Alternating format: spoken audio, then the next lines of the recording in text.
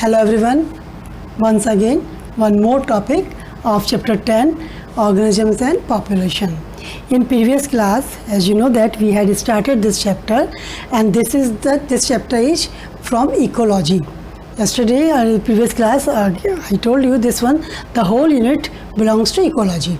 As you know that ecology, that is a relationship between which in that branch of science in which we study about the interaction among organisms and between organisms and environmental physical environment, right? Or in another word you can say that is interrelationship between living things and non-living things, right?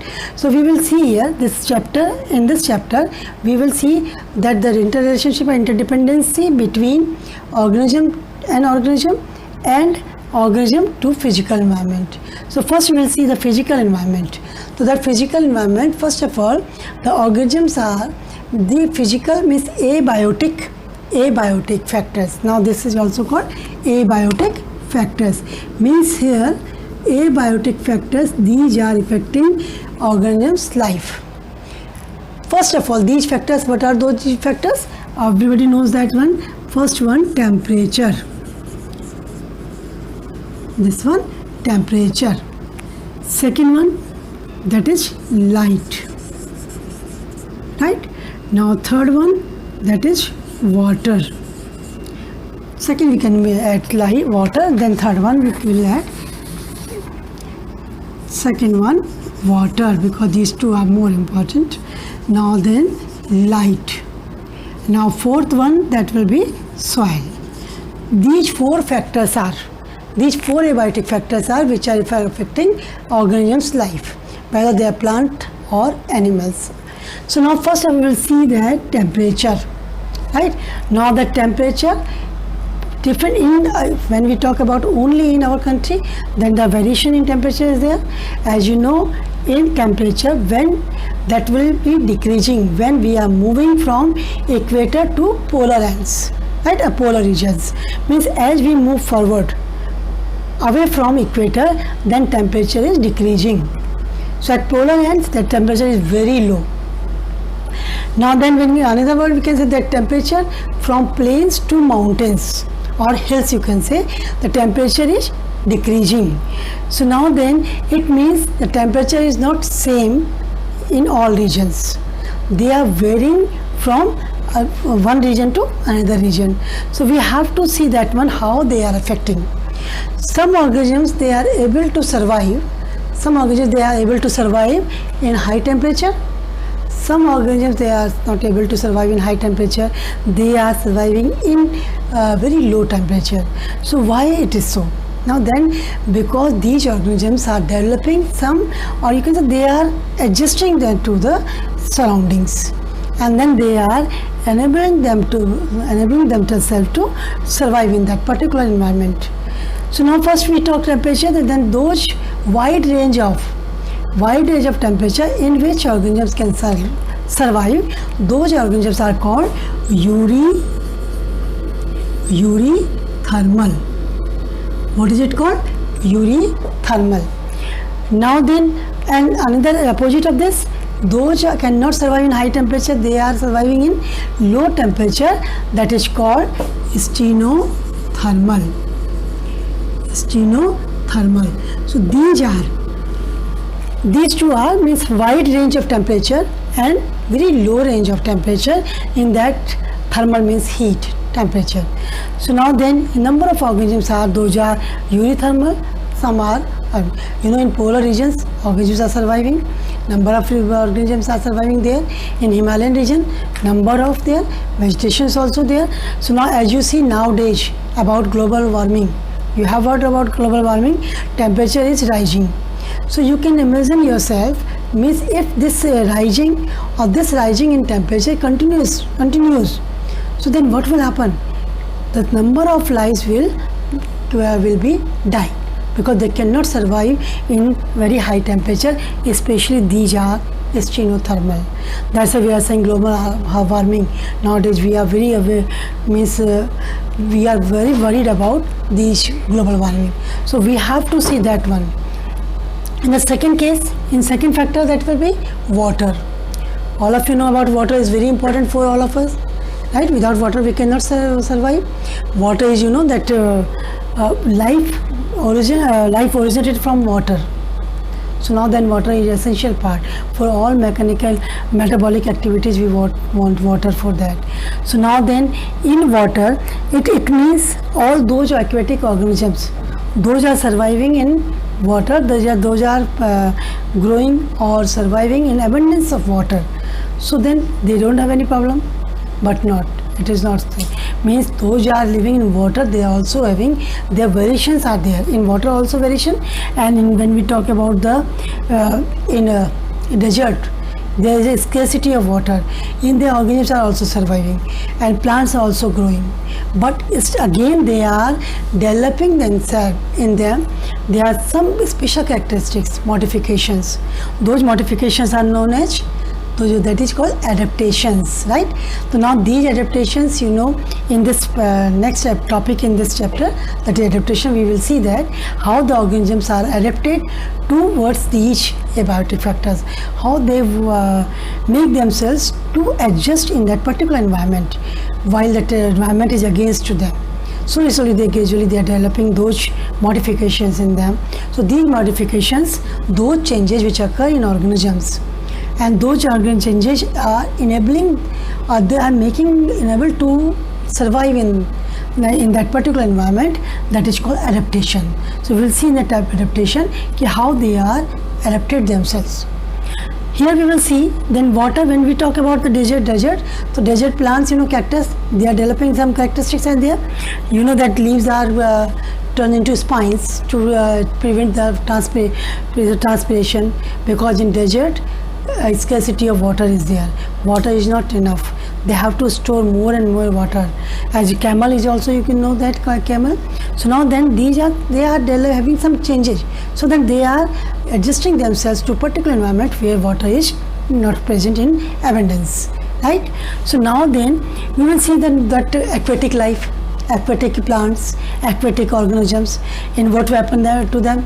It means they don't have any problem, but they have a problem. Whether they are in water, enough water is there, they don't have any problem is there, but their water composition is there.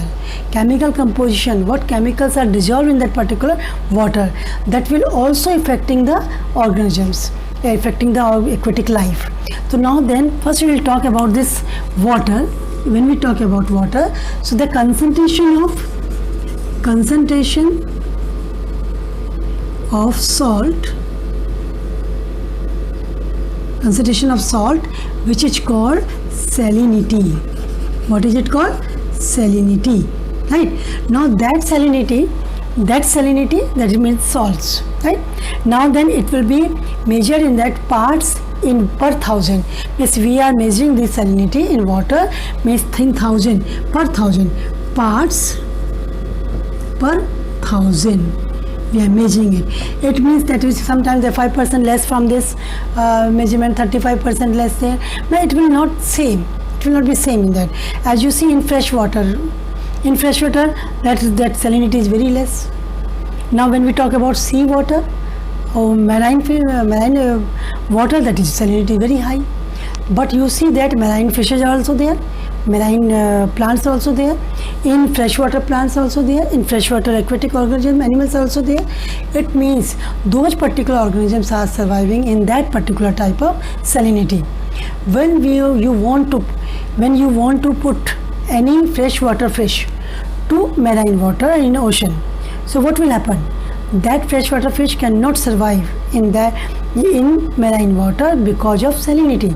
Because in marine or in sea water, lot of salts are there, high salinity is there. So that freshwater fish, they cannot, because they are meant for that freshwater. They have developed or they are adjusting to the low salinity water. So now then they will die. Opposite of that, the same case, when that will be sea water, marine fishes, you want to drop it in the freshwater fish, but again that will not survive because of salinity or because of osmosis or osmotic pressure. Because osmosis will be there, salts. Because when we talk about concentration of salts, it means that will be Then salts are osmosis, high concentration to low concentration. Then because of osmotic problem, then they cannot survive. So those are marine fishes are there, marine vegetation, or you can say freshwater fishes or freshwater vegetation. They will be in that particular salinity or particular concentration of salt that will be. And pH is also involved in that, right? pH, concentration of hydrogen ions, that will also be involved in this. So we see water is also affecting the organism's life, whether that is plants or animals. Now then, third factor, that is light. As you know, light because the main source of light is sunlight, right? Main source of light is sunlight. Why? You know, mostly all green plants, they are, one more thing I have left here, one more thing, in water, you see, when we talk about salinity, right? Now in that salinity means those organisms which are able to survive in high salinity, right? So those are called uri-saline. What they are called? Uri-saline. As we are talking about a uri-thermal. Thermal means heat. Then we are relating with the temperature. But here the uri-saline, it will be the salinity, concentration of salts. So those high range of salinity where the organisms are surviving, that is called uri-saline. Just opposite of that, that is a low salinity, as a freshwater fish you can say. Now that is called steno-saline. What is it called? Steno-saline. As here we are in the temperature, in view of temperature we are saying it steno-thermal, but here we are saying it steno-saline, right? So these two, they are in temperature, uri-thermal, steno-thermal. When we talk about water, that is called uri-saline and steno-saline. Wide range and below or less range, right? Or narrow range of this salinity. Salinity means concentration of salts, right? So now then, when we talk about now next one, light. Then light is main source is light. I just told the main source of light is sunlight, right? Means in that sunlight is the main source of light, and now that will be sunlight is the main source. As you know, green plants are utilizing sunlight, and then what they are doing, they are preparing their food, or that is called, means because of sunlight they are preparing food, or that is called photosynthesis. What is it called?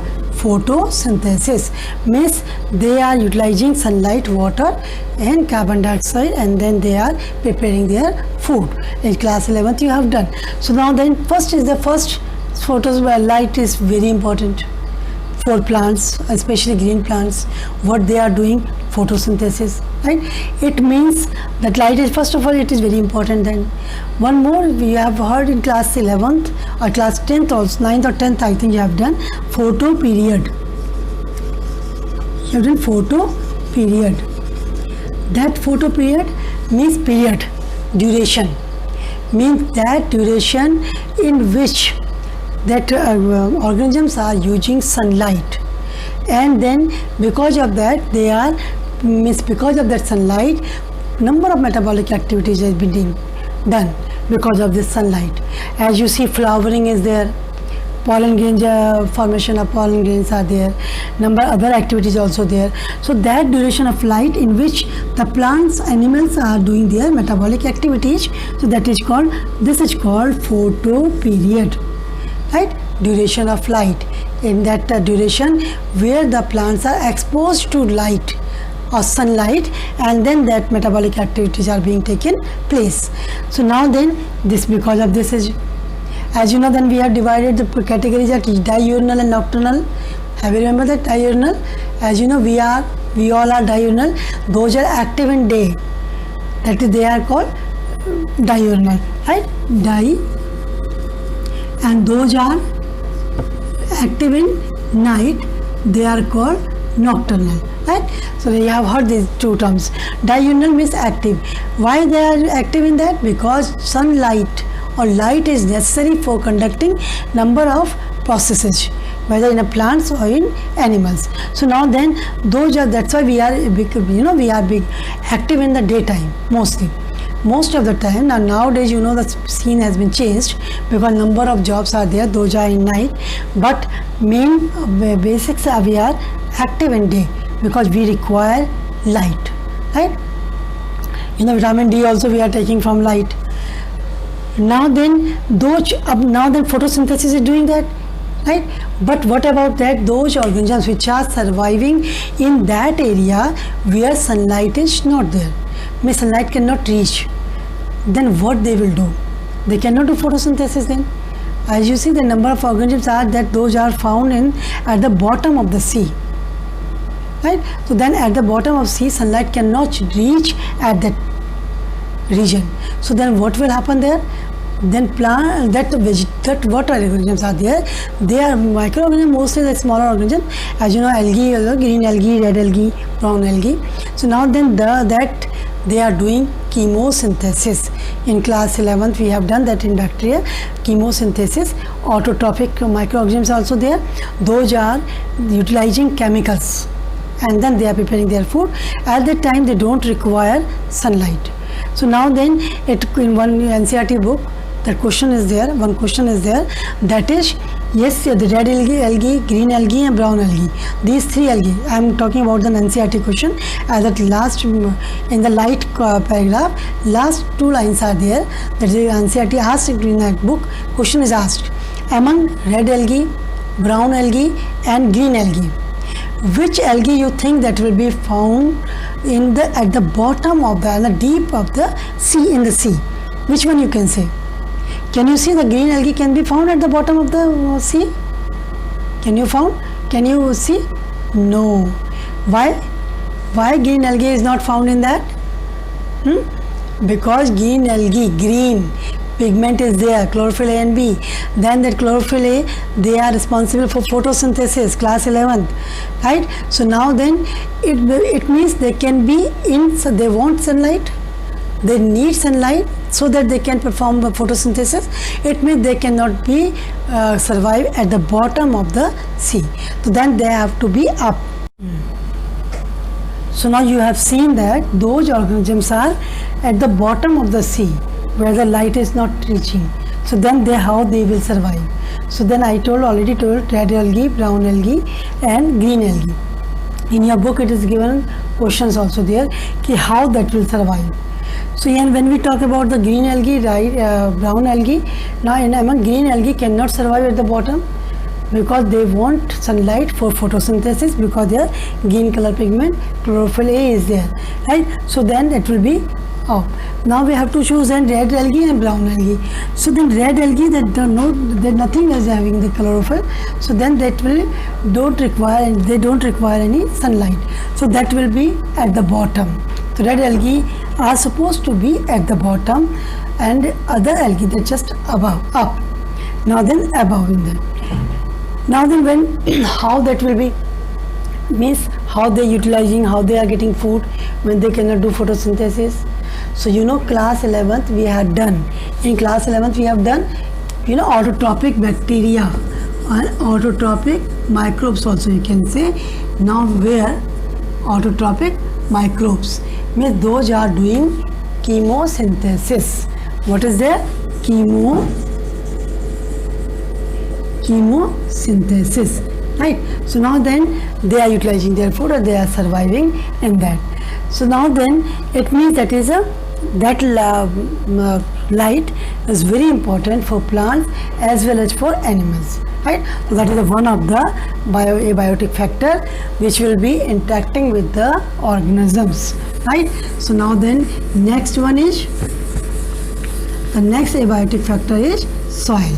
So before that is starting, then first we will see how the soil is formed. What are those things which are responsible for the soil formation? So first when we talk about this soil, then first one, that is climate, right?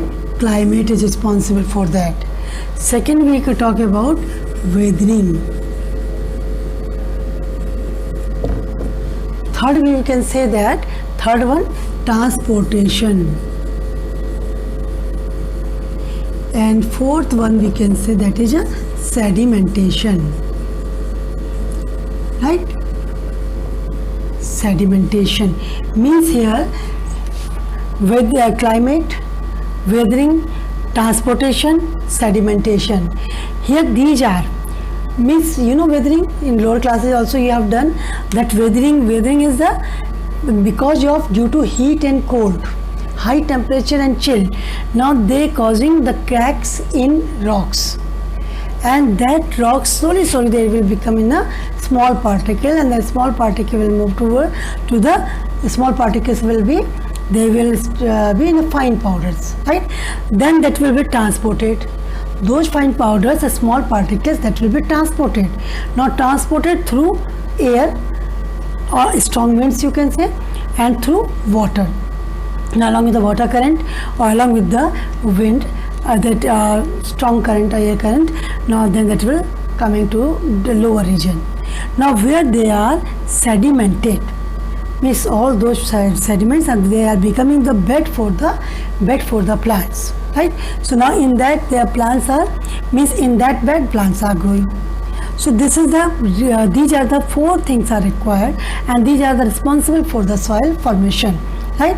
So now then when we talk about the soil formation, then next one is the study of the soil texture, you can say study of the soil texture. Study of the soil texture, that is called topology. What is it called? Topology. Right?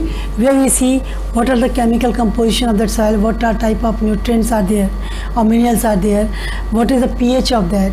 So these are how many small particles are there, and now these are all these, when we study about this, that is called topology, right?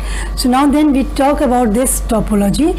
So we will see the pH of this. We are just in a class 12th. One experiment is there, that will be, there are number of experiments are there, 3-4 experiments from this ecology in class 12 syllabus. So then we have to find out the pH of different type of soil. So now here we will see, and pH water is also there, and we have to also find out pH of different types of water. In the same both are the soil, air, water. We will do from this chapter. Next one is the water holding capacity. Water holding capacity of soil, right? So now again one more experiment is there from this chapter, and then we have to find out that different type of soil, and then we will do that experiment. How much capacity of that water holding capacity? Those soils are holding water more, it means that is good for the plants, because the soil plants will absorb water, right? So now then we will see here that water holding capacity. As simple example we are giving, that is clay soil. Have you heard clay soil and sandy soil, right? You see clay soil always wet, because they have got the more water holding capacity in their particles. Water molecules sitting in between the soil particle. That's why that is always wet. When we talk about clay and sandy soil, so now that will be always clay soil always wet, because their water molecules retain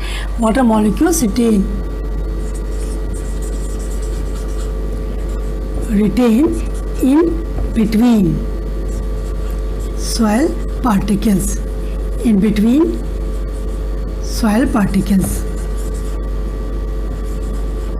right? Now but sandy soil, you see, sandy soil, when you are pouring water on sandy soil, now as soon as that we are pouring, after few seconds it will become dry. Why it will become dry? Because they are not holding water molecule in it, so that is not good for the plants. But you see that in desert sandy soil is there, and in the desert also vegetation is also there. So now then again the particular type of, means all vegetations cannot be grown there, but specific type of those can survive in sandy soil. or those can survive in clay soil. So now then water is, because of this soil, then that will also affecting our, that this soil is also affecting the organism lives, whether that is plants or animals, right? So we have seen that all these four factors are very important for this organism's life, plants or animals.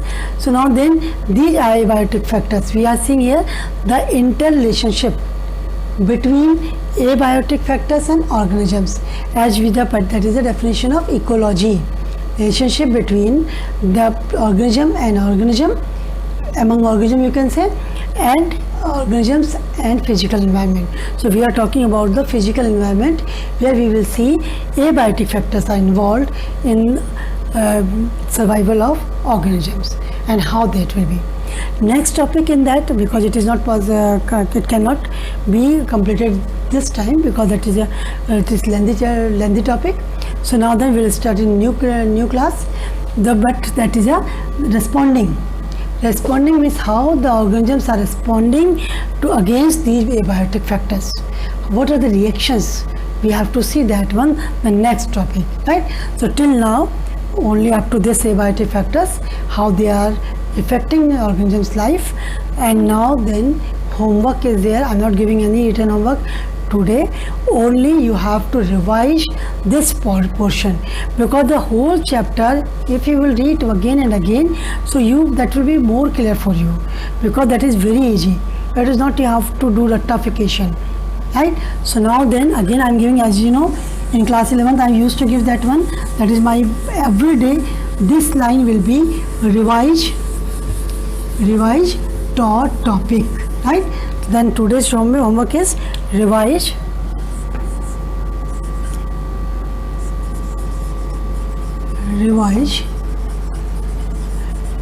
taught topic of chapter 13, right? Only just seriously you will revise, because you know you are in class 12th board exam. So now then you have to be serious for your studies. So now then revise it, whatever. If any problem is there, just you note down in separate notebook, and then in doubt class we can clear your doubts, right? So till then enjoy your studies in all subject, not only my subject, in all, and complete your homework. Okay, till then, bye.